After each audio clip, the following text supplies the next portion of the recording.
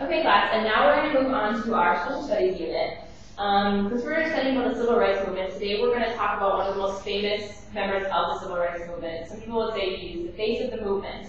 Does anyone have an idea of who I might be talking about today? Martin Luther King Jr. Very good. A little bit of background about Martin Luther King. He was born in Atlanta in 1929. His father was a Baptist minister and his mother was a school teacher. He followed in his father's footsteps and became a Baptist minister before he got involved in the civil rights movement.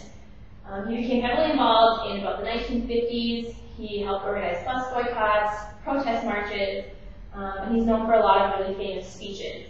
Does anybody have you heard any of these speeches, or do you know what the most famous speech of his was? I have a dream. Nice job. So today what we're going to do is I printed off copies of this speech for you.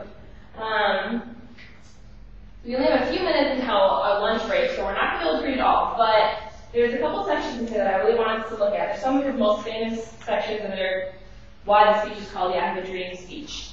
So does anybody want to try to give this a shot? See if they can read it? I'll read it. All right, thank you, Jillian. If you want to go to the second page, there's a star paragraph. Just start reading from there.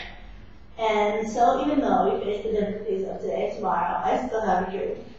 It is a dream deeply rooted in the American dream. I have a dream that one day this nation will rise up and live out the true meaning of its creed. We hold these truths to be self-evident, that all men are created equal. I have a dream that one day, on the red hills of Georgia, the sons of former slaves and the sons of former slave owners will be able to sit down together at a table of brotherhood.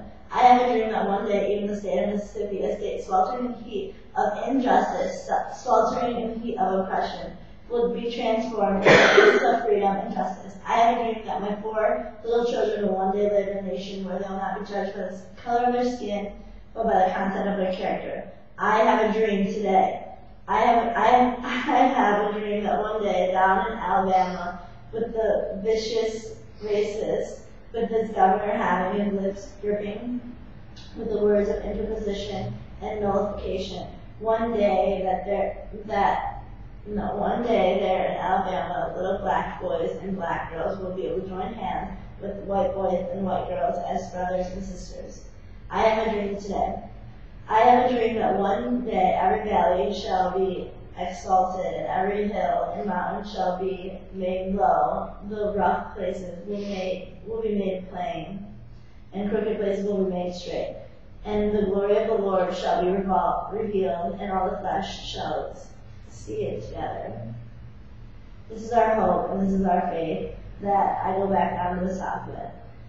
With this faith, we will be able to hew out of the mountain and disfire a stone of hope. With this faith, we will be able to transform the jangling discords of our nation into beautiful sympathy and brotherhood. With this faith, we will be able to work together, to pray together, to struggle together, to go to jail together, to stand up for freedom together, knowing that we will be free one day. Okay, thank you. So, what are the reactions that you guys have when you hear this speech? How would you feel if you were there that day in 1963, standing on the steps of Lincoln Memorial and hearing this delivered for the first time? You could be really inspired to go fight injustice. Okay. I feel like that one day we would be all equal together. Okay. So after reading what Dr. King's dreams were, do you think that his dreams have been realized today, or do you think that we're still not quite there? I think that partially they have not. Okay. Is that kind of the general? Yeah, I think Judy's right. Okay.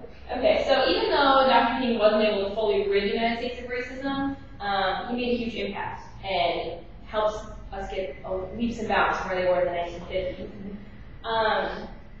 And he wasn't a person that anyone would consider extraordinary. You know, his father wasn't a senator, he didn't graduate from Harvard, he wasn't extremely rich. He was just kind of an ordinary, everyday citizen that saw injustice and wanted to change it. And that's kind of how it was with everyone in the civil rights movement. You know, some names like Rosa Parks, who we're going to be looking at tomorrow. People like that who were just going about their daily lives and helped make one of the greatest social movements in the history of our country. And this is an important lesson that I want you guys to take away from today. You know, you don't need to be a a superhero to change the world. You don't have to have any special qualifications. You're just, most of the time, some of the most effective leaders are just average citizens who get out there and change the world. So, going along that thread, for you guys' homework today, I want you to read the rest of this speech, first of all, and if you have access to a computer, it's actually on YouTube. So you can go and watch the speech and hear Dr. King say it's a really powerful speech. And then I want you each to write your own 100-dream speech. I want you to look at something that you think is some injustice that's in the world today or something that's wrong with our world today, and write a short speech about it. It doesn't have to be about racism. It can be about racism, because as we talked about, that's not something that's totally solved today. But any injustice and what your dreams are for the future and how those injustices are going to be solved. Okay? Any questions? Make sense? Yeah.